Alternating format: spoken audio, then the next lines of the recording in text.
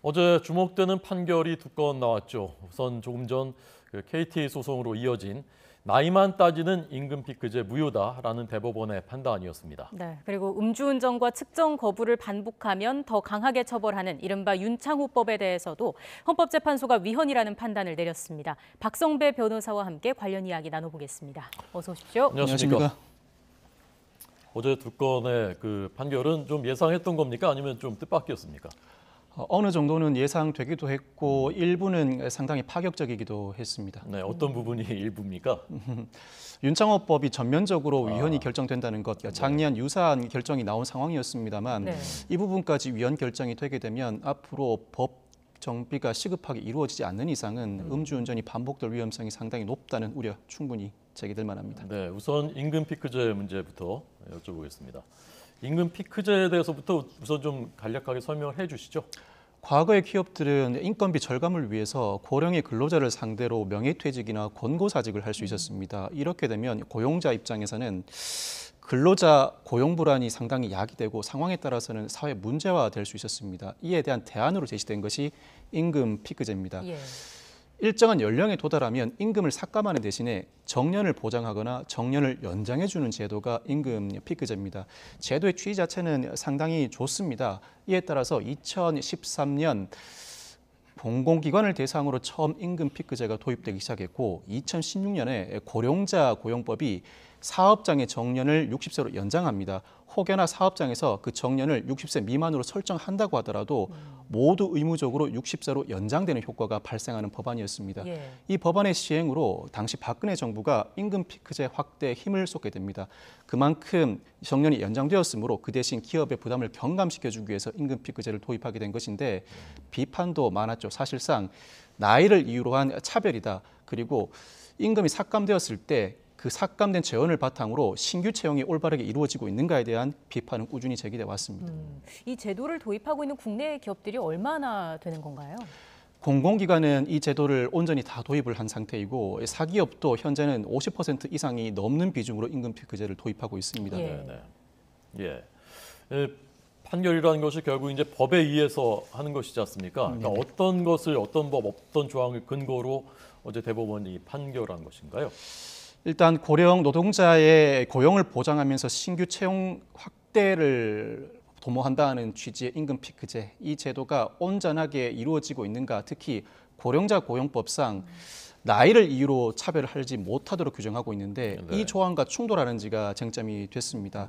즉 고령자 고용법에 따르면 여러 분야에서 나이를 이유로 근로자를 차별할 수는 없습니다. 단순히 채용뿐만 아니라 퇴직, 보직 그 외에도 임금과 복지 부분에서도 차별을 할 수 없도록 규정하고 있습니다. 네. 그런데 이 사건에서 A 씨는 1991년에 비연구원에 입사를 하게 되는데 당시 이 연구원의 노조가 연구원과의 협의를 통해서 임금 피크제를 도입하게 됩니다. A 씨가 2009년 1월에 만 55세가 되면서 이때부터 임금 피크제를 적용받게 됐습니다. 그런데 실제로는 임금 피크제가 적용돼 임금이 삭감되었음에도 불구하고 업무에는 전혀 변화가 없었다는 것입니다. 업무 강도도 동일했고 업무 내용도 대동소이했으며 오히려 55세가 넘어서게 됐지만 55세 미만자와 비교했을 때 실적도 떨어지지 않는다는 것입니다. 이는 실질적으로 나이가 들었다는 이유로 임금만 삭감하게 된 것이지 임금 피크제의 본래 취지가 제대로 구현되고 있지 못하다는 취지의 주장이었습니다. 따라서 퇴직한 이후에 그동안 삭감되었다는 임금분을 추가로 지급해달라는 소를 제기해 왔고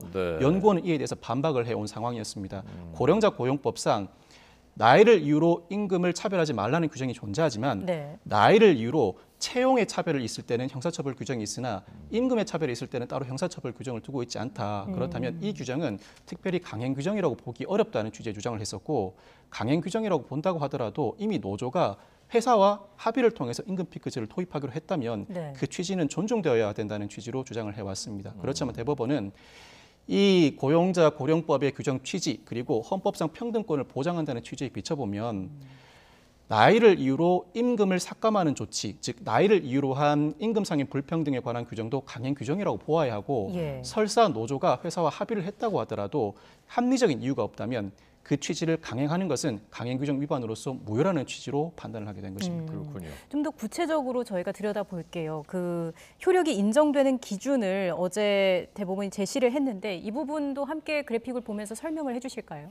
그 기준을 최초로 제시했다는 점에서 상당한 의미가 있습니다만 하급심 판결을 통해서 더 구체화될 필요는 있습니다. 일단 어제 대법원이 제시한 기준은 임금 피크제의 도입 목적의 정당성과 필요성이 인정되어야 한다. 즉 기업이 인건비를 절감하고 이를 통해 신규 채용을 확대한다는 정당한 목적이 충분히 인정되어야 한다는 취지입니다. 네. 실질적 임금 삭감의 폭이나 기간, 즉 임금이 삭감된다고 하더라도 그 정도가 허용 가능한 수준이어야 한다는 것입니다. 또 대상 조치의 적정성, 임금을 삭감하는 대신에 업무량이나 업무 강도에서 상당한 부분 부담을 줄여 주어야 한다는 취지입니다. 네. 그리고 감액된 재원이 도입 목적을 위해 사용되었는가, 임금을 삭감해서 감액된 재원을 바탕으로 신규 채용을 확대했는지 여부도 두루 살펴야 하고 이러한 기준에 부합하지 못한다면 임금 피크제 제도의 도입 취지만으로는 강행 규정을 위반하였다고 판단하게 된 것입니다. 예. 그러니까 임금 피크제라고 해서 전부 다 무효라는 것이 아니라 이제 이런 기준들 충족하지 못하면 안 된다는 건데 네네. 실제 지금 기업 현장에서는 어떻게 될 것 같습니까? 실제 기업 현장에 미치는 영향이 크지 않을 수 있다는 전망도 나오고 있습니다. 그 이유가 고령자 고용법이 60세로 정년을 연장하면서 통상 기업들은 정년을 연장해 주는 대신에 임금 피크제를 도입했습니다. 네네. 이 사안에서 문제된 경우는 정년이 이미 정해져 있었습니다. 그럼에도 불구하고 임금 피크제가 도입하면서 정년이 확대되지도 않았는데 임금만 삭감되는 사안이었습니다. 이 상황에서는 합리적인 이유가 충분히 뒷받침되지 않는 이상은 임금 피크제 도입 자체가 강행 규정에 위반하였다는 취지입니다만 대다수의 기업들은 임금 피크제를 도입하면서 정년을 연장해 주었습니다. 예. 통상은 55세를 정년으로 하였다가 60세로 정년을 연장해 주면서 임금 피크제를 도입하였기 때문에 이와 같은 정년 연장형 임금 피크제의 경우에는 그 파급 효과가 크지 않을 것이라는 전망이 나오고 있습니다. 그렇지만 아직도 일부 기업의 경우에는 기존의 정년을 유지하는 정년 유지형 임금 피크제를 도입한 기업들도 있기 때문에 예. 이 경우에는 상당한 파급 효과가 예상되고 관련 하급심 판결에도 상당한 영향이 미치지 않을까 싶습니다. 아무래도 좀 그런 경우에 사업장별로 재협상은 불가피한 측면이 있다 이렇게 보면 되겠습니까? 이미 노조가 사측과 협상을 했다고 하더라도 이 판결 내에 따라서 그 조정안에 대해서 일부 변경이 이루어질 수 있고 회사 측 입장에서도 정년을 일부 더 연장해 주거나 재고용을 조건으로 기존의 임금 피크제를 유지하여야 그 효력이 유지될 가능성이 상당히 높아졌다고 할 수 있습니다. 특히 대기업의 경우에는 임금 피크제를 도입하면서 업무량을 일부 줄여주는 실질적인 조치가 이루어진 경우가 많았습니다만 중소기업의 경우에는 이와 같은 판결을 예상하지 못하고 단순히 임금 피크제만 도입해 둔 채 업무량을 줄여주는 일부 조치를 취하지 않은 경우가 많다고 합니다. 중소기업에 미치는 효과가 더 크지 않을까 예상해 봅니다. 네. 아까 그 이번에 이제 소송 낸 분은 1억 3천만 원을 이제 다 돌려줘라라고 했다는데 이 임금에 대한 그 채권은 3년이라면서요? 그 유효 기간이? 임금 채권의 소멸시효가 3년이긴 합니다만 네. 이 소멸시효의 기산점이라는 것이 있습니다. 즉 퇴직한 때로부터 3년이라고 곧바로 판단할 것이 아니라 내가 이 채권을 행사할 수 있는지 없는지 판단할 수 있는 시점이 존재해야 하는데 그 시점을 오늘 대법원 판결을 기준으로 해야 할 것으로 보이게 됩니다. 즉 과거에 퇴직했다고 하더라도 서로 양측 간의 입장 차이로 법적 공방이 지속되고 있었다면 곧바로 채권을 행사할 수 없다고 볼 가능성이 높고 예. 대법원 판결을 통해 채권 행사 가능성이 충분히 인정된 다음부터 그때부터 3년의 소멸시효가 시작된다고 본다면 온전히 인정된 임금 채권은 지급받을 수 있을 것이라 예상합니다. 밀린 건 그럼 다 받을 가능성이 있다는 말씀이시죠? 상당히 높습니다. 어쨌든 전체적인 틀에 있어서 그 변화는 또 불가피할 것으로 보이고요. 다음 주제를 좀 다뤄보겠습니다. 윤창호법의 조항이 위헌이다 이런 헌법재판소의 판단이 나왔는데 일단 윤창호법 다시 한번 그 내용을 설명을 해주실까요? 윤창호법은 크게 두 가지입니다. 첫째는 특가법상 위험운전치사상을 법정형 가중한다는 것. 두 번째는 도로교통법상 음주운전 처벌 기준을 완화했다. 즉 조금만 술을 마셔도 음주운전 처벌 규정에 포섭되도록 만들었다. 또 한 가지는 도로교통법상 2회 이상 음주운전에 적발되거나 음주 측정 거부를 한 경우에 그 법정형을 가중하였다는 것입니다. 이번 도로교통법상 위헌 판결의 내용은 전체적인 윤창호법의 위헌 결정 내용이 아니라 도로교통법 중에서도 음주 측정 거부 내지는 음주운전을 2회 이상 반복한 경우에 그 경우에 한정해서 법정형을 그대로 유지한다는 것은 위헌이라는 결정입니다. 즉 윤창호법의 일부에 대해서만 위헌 결정이 나온 것입니다. 그러니까 2번 이상 음주를 반복했거나 측정을 거부했거나 그런 경우는 가중 처벌한다. 그 조항이 이제 위헌이다. 네네. 헌법에 위배된다. 네, 그렇습니다. 헌법의 어떤 부분에서 어떻게 위배된다고 판단한 겁니까? 책임과 형벌 법규 사이에 체계 정합성이 부합하지 않는다는 취지입니다. 표현이 다소 어려운데 네. 음주운전으로 적발되거나 음주 측정 거부를 한 경우를 합산해서 2회 이상인 경우에 상당히 가중해 처벌해 두는 규정을 마련해 두고 있습니다. 윤창호법의 일부로서 마련된 것인데 헌법재판소 다수 의견이 보기에는 통상 특가법상 강도나 절도의 경우에도 재범 시에 가중 처벌하는 규정을 두고 있습니다. 네. 그러나 그 경우에는 통상 형 집행을 종료하고 3년 이내의 범행이 반복될 경우에만 가중 처벌하도록 하고 있는데 이 윤창호법 조항은 기간의 제한이 전혀 없다는 것입니다. 예. 예를 들어서 20년 전에 음주운전으로 적발됐고 최근에 음주 측정 거부를 했다고 해서 가중 처벌하는 규정을 둔다면 이는 지나치게 가혹하게 처벌하는 것이다. 그리고 개별적으로 음주운전의 양태도 상당히 다양하다. 혈중 알코올 농도가 상당히 낮을 수도 있고 부득이하다는 표현은 다소 어폐가 있습니다만 불가피하게 음주운전을 하게 된 경우도 있을 수 있는데 이와 같은 여러 사정들을 고려하지 않고 일률적으로 상당히 높은 법정형 하한 2년 이상의 윤창호법을 적용한다는 것은 책임을 다하지 못한 음주운전자에게 처벌을 한다고 하더라도 개별적 사안을 규정하지 않은 것으로서 일괄적인 처벌 규정은 지나치게 가혹하다는 취지입니다. 예. 그렇지만 헌법재판소 내에서도 반대 의견은 있었습니다. 윤창호법 사건으로 사회 전반에 음주운전에 대한 경각심이 상당히 많이 일어난 상황이었고 그리고 비난 가능성에 비춰보거나 음주운전의 재범 가능성에 비춰본다면 따로 체계 정합성에 부합하지 않는다고 보긴 어렵다. 더더군다나 법정형의 상한을 2년 이상으로 정해두긴 했습니다만 법관이 재량을 통해서 충분히 사건의 구체적인 상황에 따라 판단을 할 수 있기 때문에 그 자체로 위헌이라 보기는 어렵다는 2인의 반대 의견도 있었습니다만 네. 네, 네. 6인 이상 즉 7인의 위헌 의견이 있었기 때문에 위헌으로 그대로 결정이 나게 됐습니다. 예.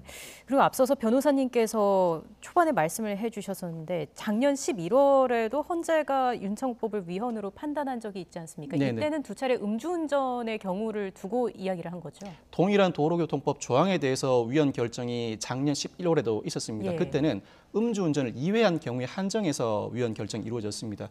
위헌 판단은 관련된 구체적인 사건이 있을 때만 판단하게 됩니다. 작년에는 2회 음주운전에 한정해서 위헌 결정이 났던 이유가 네, 네, 네. 음주 측정 거부 사례가 아니었기 때문입니다. 네. 즉 2회 음주운전한 사람이 위헌법률 심판 제청을 하였기 때문에 그 부분에 대해서만 판단이 이루어졌던 것이고 이번에는 음주운전 1회, 음주 측정 거부 1회, 즉 음주 측정 거부가 혼재된 사건의 당사자가 위헌법률 심판 제청을 했기 때문에 네. 동일 조항을 대상으로 한 번 더 판단이 이루어지게 된 것이고 네. 작년과 마찬가지의 이유로 이번에도 동일하게 위헌 결정이 내려지게 된 것입니다. 네. 그러니까 이 윤창호법이라는 것이 이제 우리가 그 편의상 윤창호법이라고 부릅니다만은 실제로는 이제 도로교통법에 이 조항이 있는 것이 148조에 있는 것이죠. 그럼 어떻게 됩니까? 이게 위헌 판단을 받았으면은 법을 바꿔야 되는 겁니까? 이후의 절차가 어떻게 되는 건가요? 법률의 공백이 상당히 클 것으로 예상되기 때문에 네. 입법자가 신속하게 헌법재판소의 위헌 결정 취지대로 개별적으로 그 경우를 나누어서 법률을 개정해야 할 필요성이 분명히 존재해 보입니다. 뿐만 아니라 위헌 결정이 난 상태이기 때문에 현재 사건이 진행 중인 사건의 경우에는 항소나 상고를 하거나 아예 검사가 이 조항이 아니라 단순 음주운전 내지는 단순 음주 측정 거부에 관한 처벌 규정은 존재합니다. 즉 법정형은 낮겠죠. 그 처벌 규정으로 공소장을 변경해서 재판을 진행해야 합니다. 그렇군요. 이미 확정 판결을 받아 형 집행 중인 사람의 경우에는 재심을 청구할 수 있고 재심을 청구하게 되면 그 절차에서 법정형이 낮은 단순 음주운전이나 단순 음주 측정 거부로 다시 법률을 적용해 재판을 받아야 합니다. 예.